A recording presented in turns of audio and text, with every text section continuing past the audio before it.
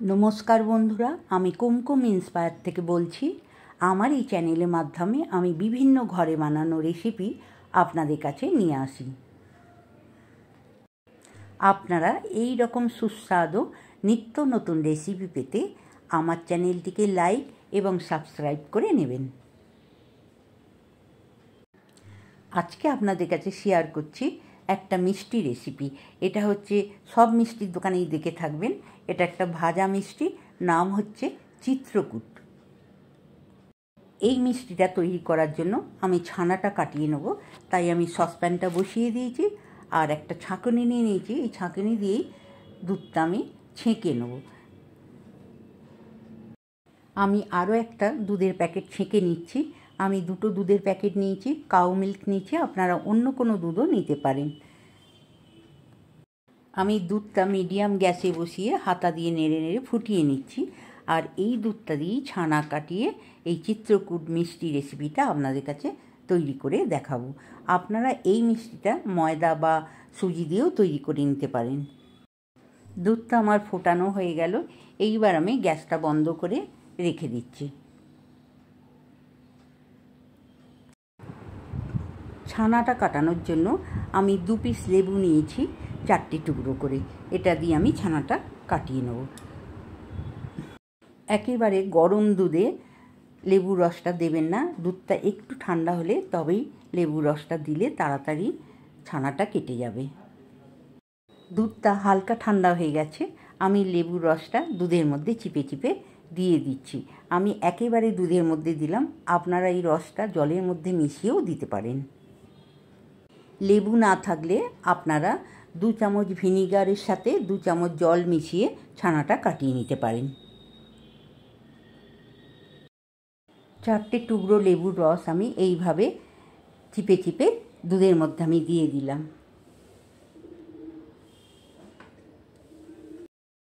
এইবার দুধটা একটু গরমে বসাতেই একদম কেটে গেল, সঙ্গে সঙ্গে কেটে গিয়ে ছানাটা তৈরি হয়ে গেল। জলটাও পরিষ্কার দেখা যাচ্ছে, ছানা আর জল আলাদা হয়ে গেছে, বুঝতেই পাচ্ছেন। ছানাটা খুব সুন্দর তৈরি হয়ে গেছে। এইবার আমি এটাকে ছেঁকে নেব।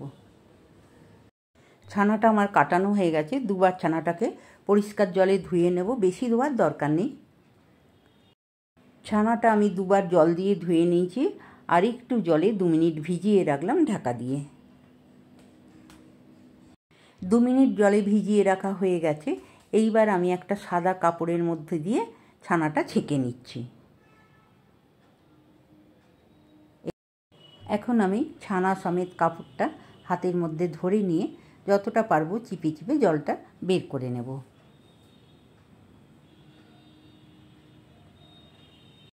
কাপড়টা বাঁধা অবস্থায় ভালো করে চিপে চিপে নিলেই হবে। কাপড়ের মধ্যে ছানাটা চিপে চিপে জলটা বের করে শুকনো করে নিলাম। এই ছানাটা প্লেটের মধ্যে রেখে হাতের তালু দিয়ে ময়দার মতন চিপে চিপে মেখে নেব। হাতের তালু দিয়ে এইভাবে আমি ছানাটাকে মেখে নেব।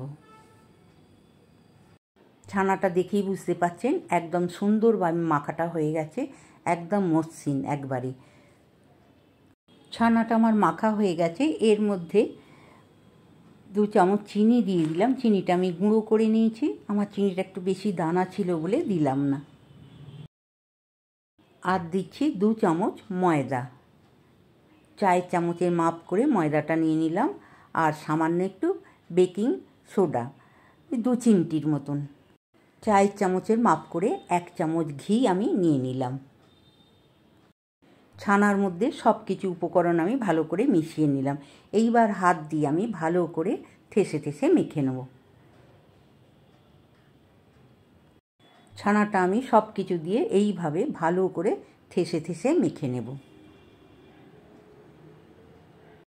ছানাটা খুব ভালো করে মাখা হলে মিষ্টিটা খুব সুন্দর হবে, নরম আর রসালো।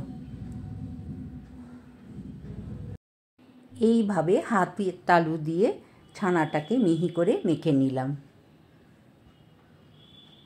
ছানাটা আমার খুব ভালো করে মাখা হয়ে গেছে। আমি একটা ছানার ডো তৈরি করে নিলাম।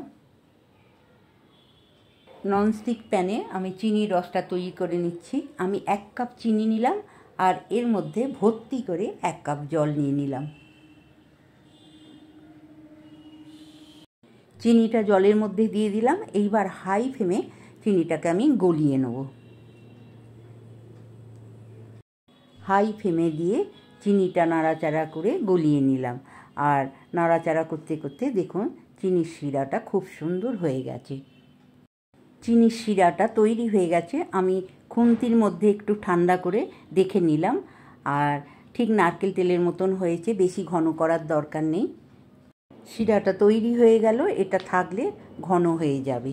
কড়াইটা আমার গরম হয়ে গেছে। আমি 100 মতন এখানে রিফাইন অয়েল দিয়ে দিলাম। রিফাইন অয়েলেই আমি এই মিষ্টি রেসিপিটা ভেজে নেব। আপনারা ডালদাতেও ভেজে নিতে পারেন। ছানার ডোটা হাতের তালু দিয়ে চিপে চিপে গোল রুটির মতন করে নেব।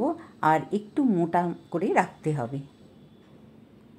এই গোলটাকে ছুরি দিয়ে 4টে পাশ আমি কেটে নিচ্ছি।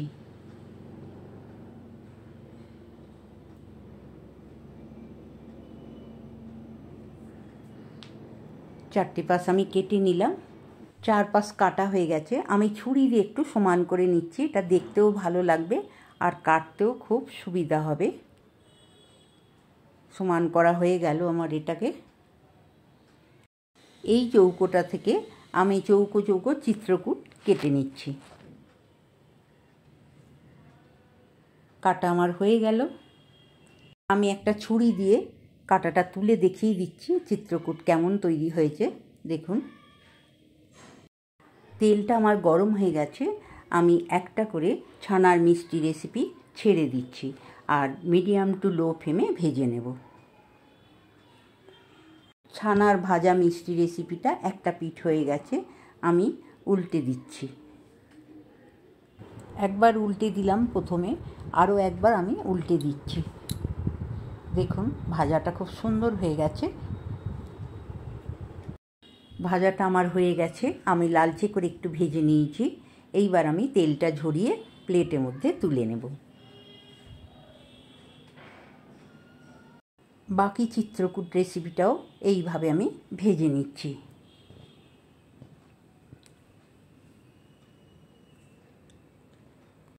এই ছানার মিষ্টি রেসিপিটাও একটা পিঠ হয়ে গেছে, আমি উল্টে দিচ্ছি।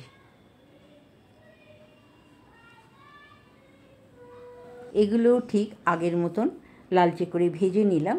এবার তেলটা ঝরিয়ে আমি তুলে নিচ্ছি প্লেটের মধ্যে। চিনির শিরাটা আগেই তৈরি করে রেখেছিলাম। গরম থাকতে থাকতে এই ভাজা মিষ্টি রেসিপি আমি ছেড়ে দিলাম একটা করে। ভেজে রাখা ছানার মিষ্টি রেসিপিটা চিনির শিরার মধ্যে দিয়ে ডুবিয়ে দিচ্ছি। ছানার ভাজা মিষ্টি রেসিপিটা চিনির শিরার মধ্যে দিয়ে 2 মিনিট ফুটিয়ে নিলাম। আর মিষ্টিগুলো একটা করে উল্টে দিলাম। সবকটা আমি এইভাবে উল্টে নিলাম। মিষ্টিগুলো চিনির শিরার মধ্যে ভালো করে ফুটে গেছে। এইবার আমি 20 মিনিট ঢাকা দিয়ে রেখে দেব। তৈরি করে নিলাম খুবই সুন্দর একটা মিষ্টি, যেটার নাম হচ্ছে চিত্রকূট মিষ্টি। আমি প্লেটের মধ্যে তুলে নিচ্ছি।